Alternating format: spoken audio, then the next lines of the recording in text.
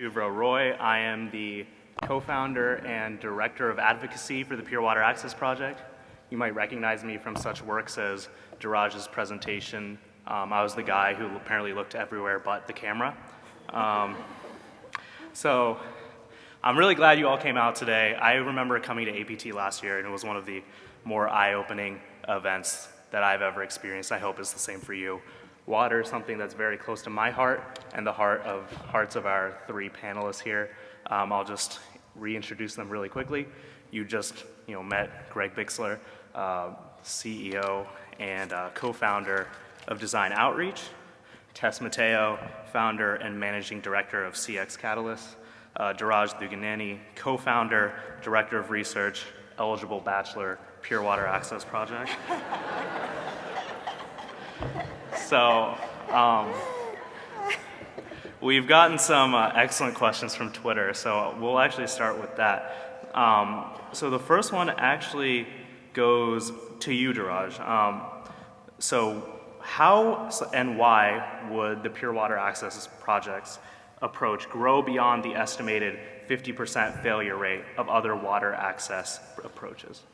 So as I mentioned in my presentation, a lot of what we do is research.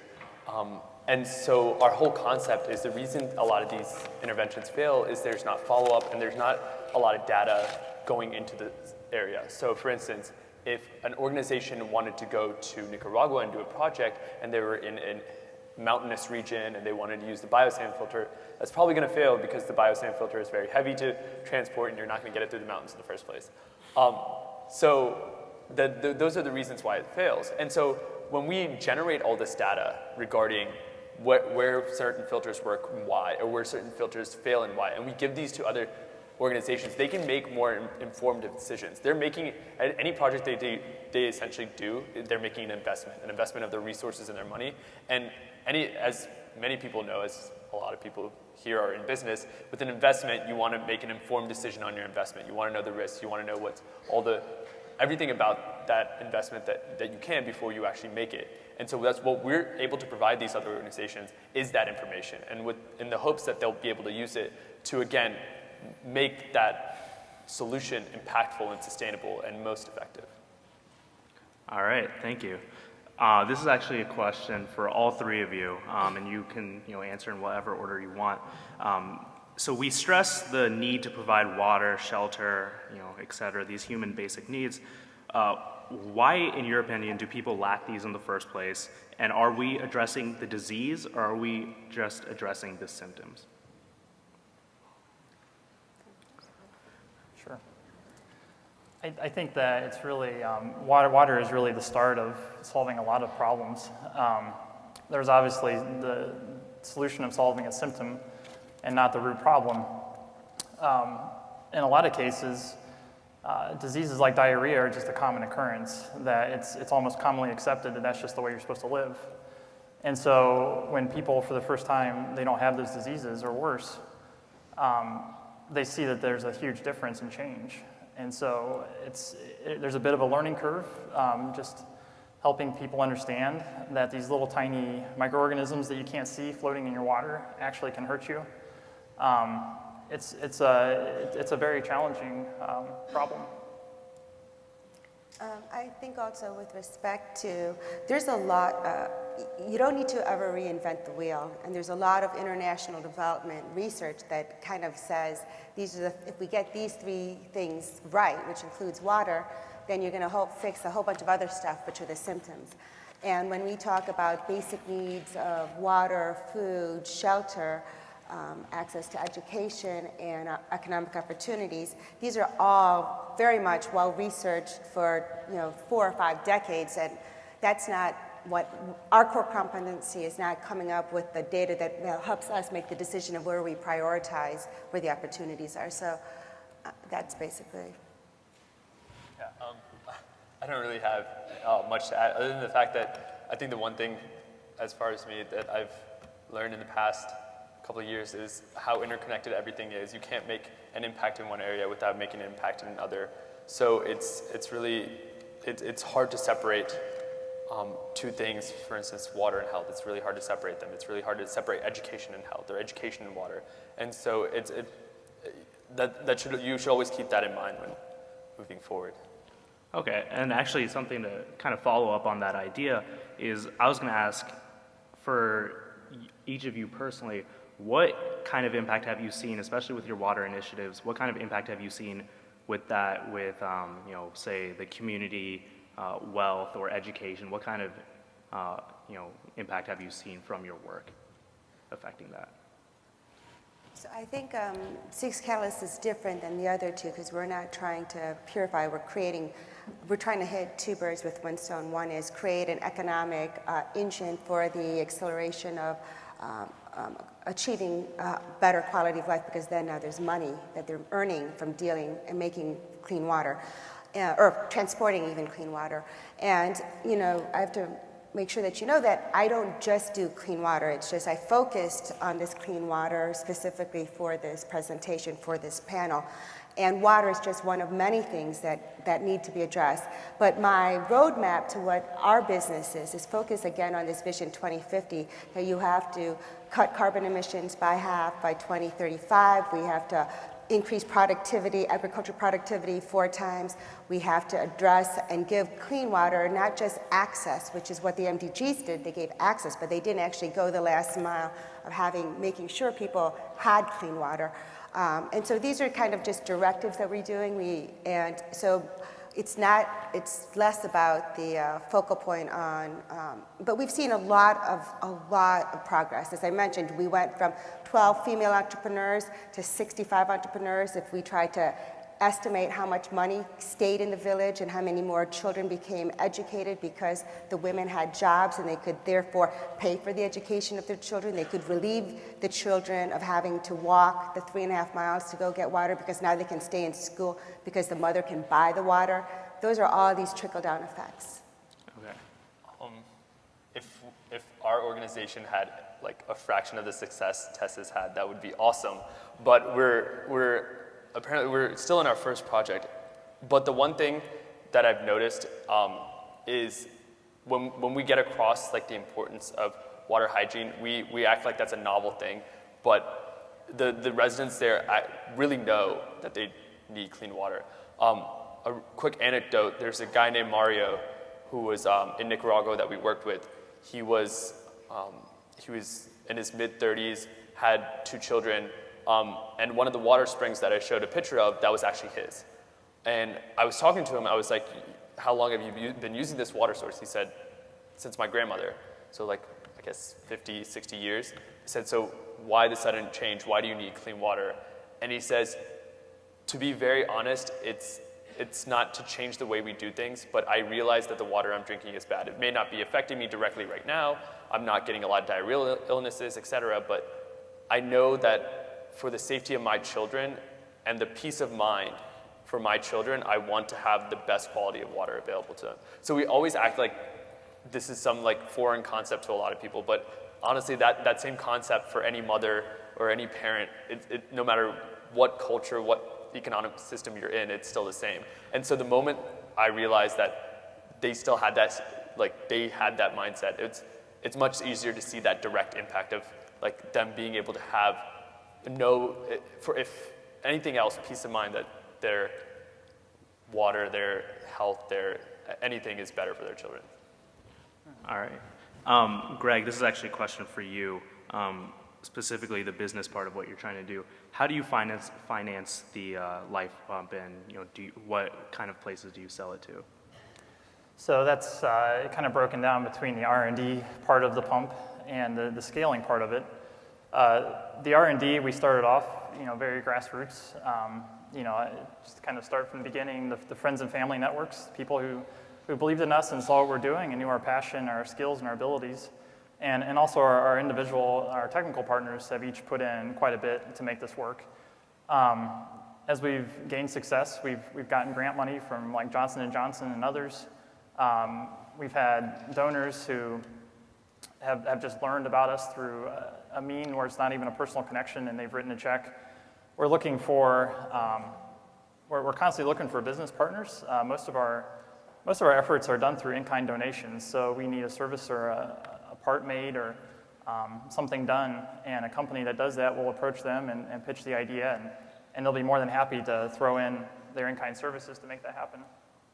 As far as like sustainability in the future, it's really selling to, we're really just providing a tool for organizations who already have boots on the ground. So organizations like World Vision or ICDI, and there's many others, they already have a presence, they already have a system worked out with the governments and the locals, and we're just providing them a tool to solve a problem that they have. And so they would be basically the customer, even though we're very focused on making sure the end user is integrated into the design process. Okay. I love this next question, and I know we've all talked about this in private, so I'm excited to hear your question or your answers from David Cherry, or actually David Cherry, 36. For the panel, what pushback have you seen from a local community when introducing a new solution, and what can we do to overcome it? I can go first. There's always going to be pushback. When we did the paradigm shift from buckets to backpacks, first they look at it with suspect, like, why are you giving this to me, and why should I change the behavior? And so just like anything else, just like almost if you're a parent, and I have 3 children, it's you have to be a role model, and you have to show that when you use it, and then you give it away to people in the local villages who you know are open to trying new things. And when we partner with an NGO, let's say in Guatemala, actually we partnered with 6 UN agencies in Guatemala. And what was interesting is that the UN agencies had identified the natural female leaders of these various villages across the state. And it was them that you first had to make the first pitch. And it's always the first time. It's just like anything else. If somebody gives you something for the first time, you also said, like, how many people waited until the iPhone became much more common that people signed up for it? I mean, anytime new technology is introduced, it's always suspect. And so it's all, again, I think we've heard this across all the different speakers, is that you have to build that trust, and that trust, it takes a long time to earn it, and it's so easy to lose it. And so it's really about trust building and who you partner with and who on the ground is going to represent you. Yeah, I have nothing to add. That was exactly what I was going to say. We were fortunate enough to be able to partner with an organization that had a really good connection with the communities that we were working in. And again, one thing I mentioned is we got a group of volunteers from the community itself to help lead the project and to help hand out the filters, et cetera. And so the fact that they were doing it and not us, we were just kind of supervising it, it really helped gain the trust of the local community. But that's still a work in progress. I mean, and it will always be a work in progress. And just to add to all of that, we're purposely tackling problems that the villagers themselves see as problems. Right. So making it a pulled system where the end user, the people who are benefiting from this directly, they're pulling what we're doing. We're not going in and saying, here, use our new gadget because it's going to make your life better. That never works, almost never. But when they see the need, it takes very little education for them to adopt it and get great benefit from it. So that's been our motto. And that's a very difficult thing to figure out, but that seems to be the most successful way. I think one thing I wanted to add that I didn't mention is universally, parents around the world want to make a better life for their children. And when they see that whatever you provide them can give their children that next leg up so that hopefully they have a better life, it's usually an easy sell. Okay. And to kind of give a more specific example of this is for you, Tess.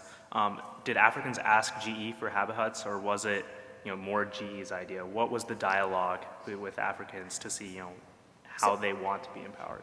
So what happened with that is when I had mentioned that I met Jeff Fulcrum at this presentation, is I actually, once he gave me the go-ahead that GE was going to give me this technology that if I turned it into basically micro-franchise opportunities for women around the world, and we'd start with Africa, I went to my network, and I basically went to the ILO, the International Labor Organization, who trains women entrepreneurs globally around the world, and I said, Joni, I've got this great deal, I've got GE technology, you got to give me which women's group is out there who would be most open to it. And we knew that there was a problem in the Nairobi slums with water. The women were getting raped as they go fetch the water when they left the slums. And so she says, listen, I've got a great regional director, Gloria Nadecki, who you saw in the video. Let's talk to Gloria and let's find something. So when we didn't know the women didn't know about the Habitat. They didn't know. All they knew is that I was going to give them clean water in the slums, and that was the selling point. And then who it was, what the company was, what the vehicle, what the technology was actually quite irrelevant. It was just, they had 100% rates of women who leave the slums who go fetch water because they didn't have access to the water that was being piped into the slum.